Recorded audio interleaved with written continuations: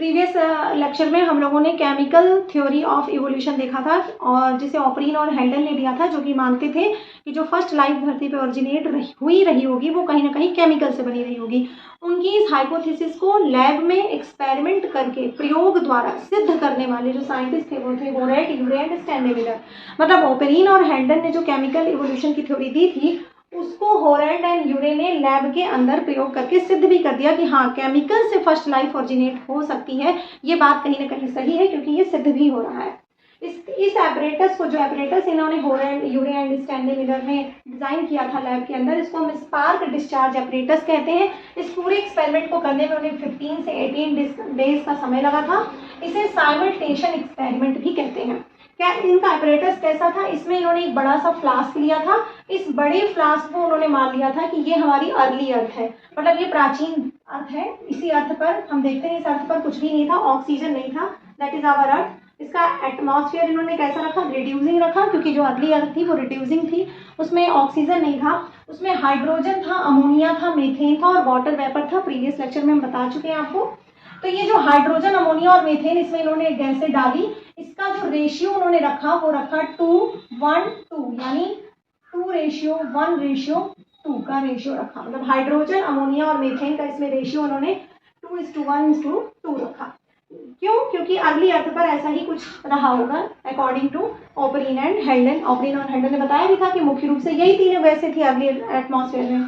उसके बाद इस बड़े से फ्लास्क में उन्होंने 2 इलेक्ट्रोड लगा दिए। आप देख रहे हैं ना, ये इलेक्ट्रोड है। इससे क्या देने के लिए? इसमें इलेक्ट्रिसिटी प्रोवाइड करने के लिए, डिस्चार्ज देने के लिए। क्योंकि ऑपरीन और हेल्डन ने यह भी कहा था कि उस समय बहुत लाइटनिंग हो रही थी, लाइटनिंग मतलब बिजली कड़क रही थी, और वो जो लाइटनिंग इनके ऊपर गिरी थी तो इसी से इनका रिएक्शन हुआ था जिससे सिंपल ऑर्गेनिक कंपाउंड बने थे। तो इन्होंने लाइटनिंग की भी व्यवस्था कर दी, कहा ये लो हमने इसमें इलेक्ट्रोड लगा दिया, अब इसमें लाइटनिंग भी हो रही है। और इस एपरेटस में ऐसे आप देख रहे हैं स्पार्क्स दिखाई दे रहे हैं, स्पार्क्स, क्योंकि लाइटनिंग हो रही है तो इसमें ऐसे चमक जैसी दिखाई दे रही थी, इसीलिए हम इसको स्पार्क डिस्चार्ज एपरेटस कहते हैं। और ऑपरीन और हेल्डन ने एक बात और कही थी कि अर्ली अर्थ का टेम्परेचर बहुत ज्यादा था, तो इन्होंने टेम्परेचर भी इसमें कितना मेंटेन किया? लगभग 800 डिग्री सेल्सियस टेम्परेचर इस एपरेटस के अंदर, इस फ्लास्क के अंदर इन्होंने रखा, यूरे एंड मिलर ने। तो इस तरीके से उन्होंने अर्ली अर्थ बनाने की पूरी कोशिश की लैब में।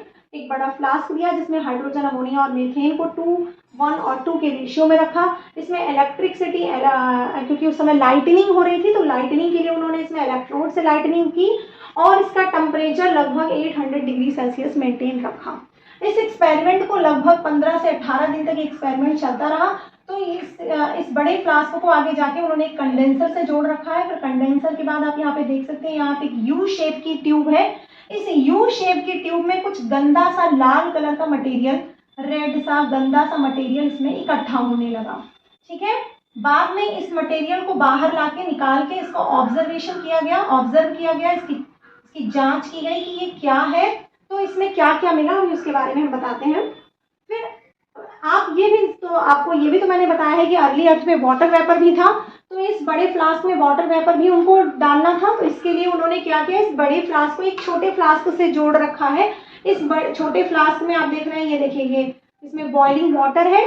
वाटर को बॉयल करने के लिए एक ये नीचे आग जल रही है जिससे पानी गर्म हो रहा है। ये बॉइलिंग वाटर वेपर के फॉर्म में ये वेपर निकला, और ये वेपर यहाँ बड़े फ्लास्क में जाता रहेगा। यानी इस बड़े फ्लास्क को, जिसको हमने अर्ली अर्थ मान रखा है, इसमें हाइड्रोजन भी है, अमोनिया भी है, मीथेन भी है और वाटर वेपर भी हम इसको कंटिन्यू दे रहे हैं।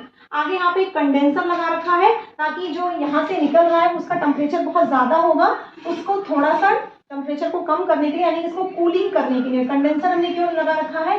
कूलिंग करने के लिए, ताकि थोड़ा सा वो ठंडा हो सके और तब जाके यहाँ यू ट्यूब में जो यू आकार की नली है इसमें ये मटेरियल इकट्ठा हो सके। इस यू ट्यूब को हमने कंसीडर कर लिया था कि ये हमारा ओशन है, मतलब समुद्र है। इसमें देखते हैं क्या क्या बनेगा। तो इस जो गंदा सा मटेरियल इसमें इकट्ठा हो रहा था, इसका ऑब्जर्वेशन किया। जब इसका ऑब्जर्वेशन किया तो ऑब्जर्वेशन करने पर हमें इसमें क्या मिला? हमें इसमें 3 मुख्य एमिनो एसिड मिली, alanine, aspartic acid and glutamic acid. और आप जानते हैं कि एमिनो एसिड से ही प्रोटीन बना है। अगर एमिनो एसिड बन गया दैट मीन्स प्रोटीन बन गया। प्रोटीन हमारी बॉडी का बहुत मेन कंपोनेंट है। तो अगर एमिनो एसिड बन गया दैट इज प्रोटीन बन गया और हम लोग बन गए, यानी कहीं ना कहीं सेल बनने की शुरुआत यहीं से हुई है। 3 मुख्य एमिनो एसिड कौन कौन से इस गंदे से मटेरियल में थे? Alanine, aspartic acid, glutamic acid. इसको याद करने की ट्रिक है, ऐसे याद कर लो, आग। इतना भयंकर उन्होंने जो apparatus डिजाइन किया था, तो ऐसे सोच लो कि इसमें आग लग गई। आग, ए से एलेनिन, ए से एस्पार्टिक एसिड एंड जी से ग्लूटामिक एसिड। लेटर ऑन आगे चल के इस एक्सपेरिमेंट में और थोड़ा मॉडिफिकेशन किया गया, तो आगे जाके इसमें हमें फॉर्मिक एसिड, यूरिया, ग्लाइसिन और लैक्टिक एसिड भी मिला। और आप देख रहे हैं कि जब इतनी मुख्य चीजें जो कि हमारे बॉडी का मेन कंपोनेंट है, हमारी बॉडी को बनाने में, हमारे सेल्स को बनाने में प्रोटीन का कहीं ना कहीं बहुत मेजर रोल होता है, तो ये सारी चीजें अगर बन रही हैं तो इससे प्रूव हो रहा है कि यही सारी चीजें आगे चल के सेल बनाएंगी।